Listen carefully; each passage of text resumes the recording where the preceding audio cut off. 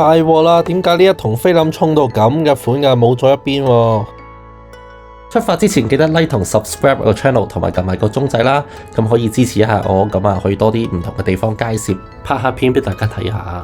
喺開始之前買埋廣告先，咁喺4月6日之前呢，咁啊小弟都有幾幅畫咧擺咗喺校友聯展嗰度，咁啊喺新亞成名啊，新亞2號巴士上咗嚟咧，去到呢個成名館啦。咁啊，成名館嘅地下呢個許氏畫廊啊，許氏文化館。咁我決定咧，每一年咧嘅校友聯展咧都會擺 Wumi 嘅畫，一路擺落去，等 Wumi 咧越嚟越大個，直至到有一日咧 Wumi 咧唔中意嘅時候咧，就係代表佢大個啦。放工啦，好好天啊！呢一卷 Kodak XX5222啊，我影咗好耐啦。上次麗德村咧影咗8張之後咧，就一直冇影過啦。咁見今日風和日麗啦，又帶部 mini 嚟洗身，決定咧放工就喺九龍塘行個圈，影一陣相，影埋先翻屋企。咁啊，希望快啲衝咗去啦。今日陽光好好啊，但係咧行咗咁耐咧都冇乜嘢好影喎。咁啊，影下啲光影咁啦。咁但係細估唔到咧，連衝咧都衝衰埋，唉，都冇眼睇啊！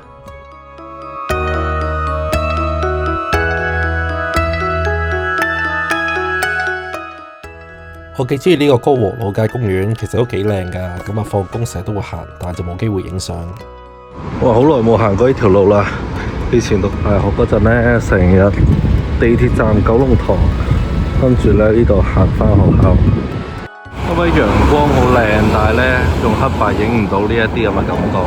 好清喎，呢個位影呢個獅子山。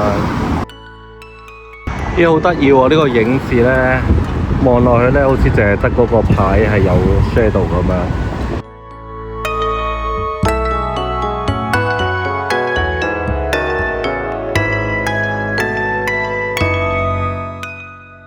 咁我仲記得呢條路咧，夜晚其實幾有情調，因為隔離咧呢一啲咁嘅婚紗鋪咧，夜晚會亮起啲黃色嘅燈，同埋有時會打開道門。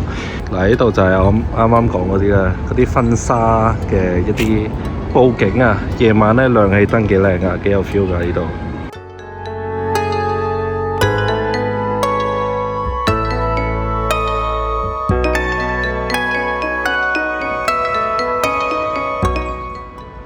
呢有啲迷你楓葉仔影啊喎，都有我上次影嗰啲黃花，啲黃花鈴木啊。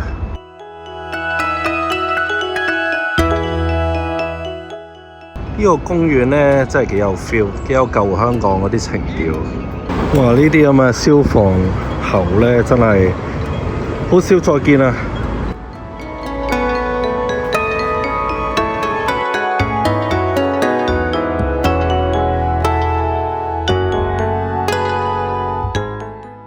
我喺浸會讀過2年 full time， 咁喺中大咧就讀1年 full time， 2年 part time， 咁兩間都係我嘅母校啦，兩間都有唔同嘅感覺，有唔同嘅感受。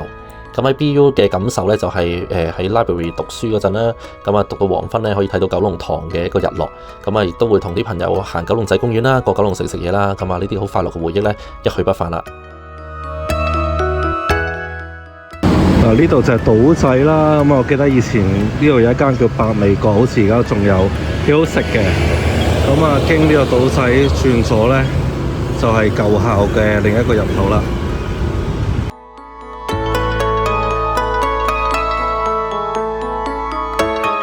呢個位都冇變過喎，成日咧都要喺呢度咧新校跑去舊校啊！以前上去上堂，係咪叫溫人才樓咧？唔記得咗啦。哇，咁柒嘅而家個名，呢一個位叫做尖沙咀街坊福利會活動中心，中文系辦公室啊，好耐冇返過嚟啦。呢邊都係啦，以前畢業就喺度影過相。哇，郭亮做咗教授啊！呢度有棵木棉樹幾靚喎，但係咧今日影黑白，影出嚟又唔靚啦。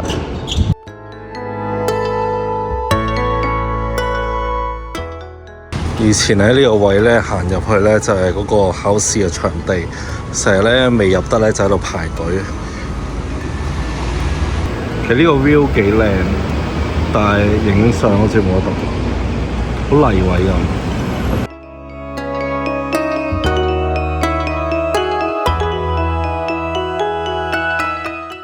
喺圖書館望出嚟咧，呢個位就係最靚噶啦。我記得呢個位以前係帳篷嚟嘅，好似有一次打風咧爛咗之後，一直都冇咗。呢個位咧都幾 city 嘅感覺。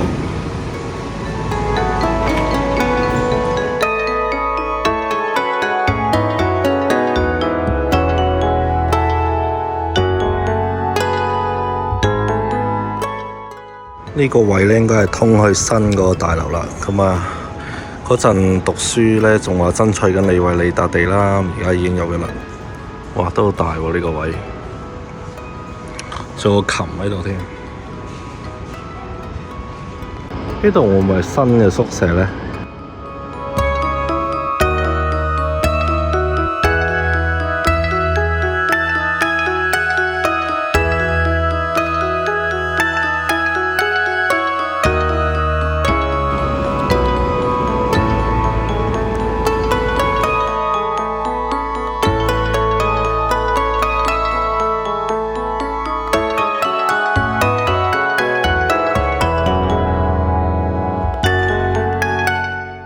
呢棵木棉花好靚喎，開得。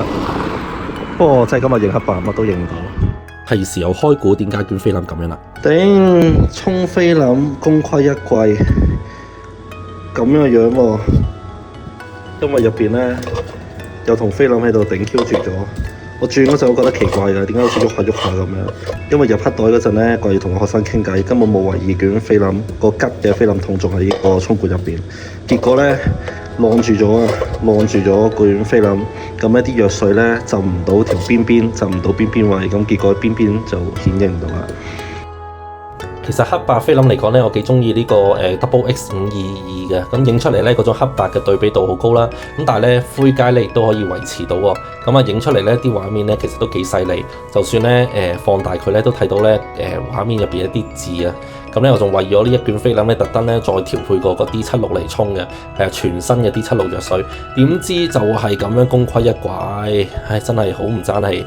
咁啊所以真係買個教訓啦，各位師兄沖菲林嗰陣記得要小心少少啦。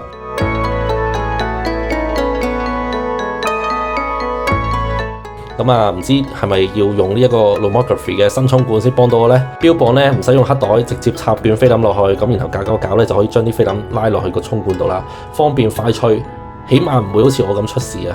咁啊，下一次呢同大家試下用下啦。